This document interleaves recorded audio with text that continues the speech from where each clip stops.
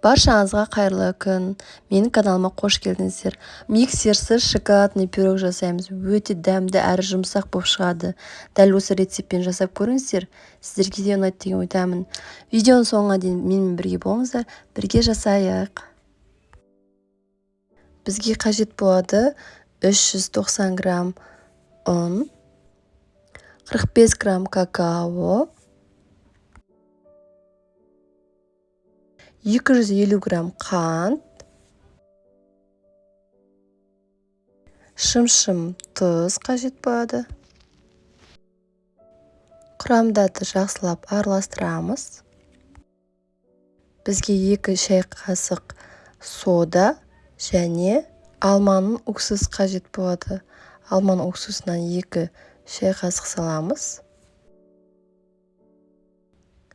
Екеуін жақсылап араластырып жібереміз және қоспамызға саламыз.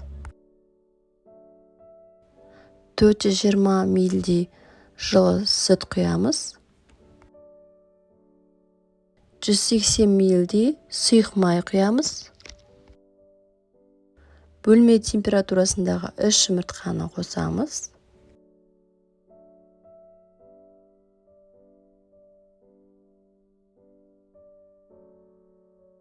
Және барлығын араластырамыз.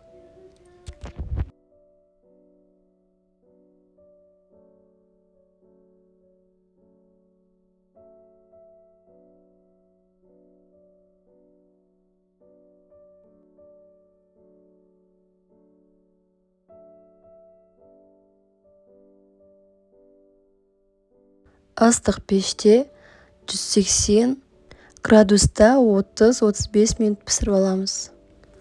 Енді шоколадный ганаш дайындаймыз. 120 грамм Қазақстан шоколадына 2-3 ас қасықтай сүт құямыз. Тортымызды осылай тексеріп аламыз, піскен піспегенін.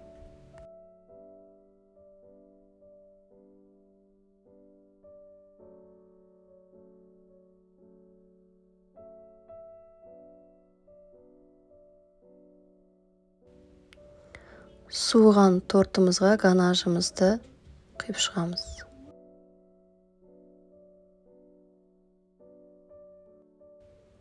Мен басқа ыдысқа аударып алдым. Жан-жағына шоколадым жағылу үшін ганашдарым. Және астындағы пергамент қағазды алып тастадым.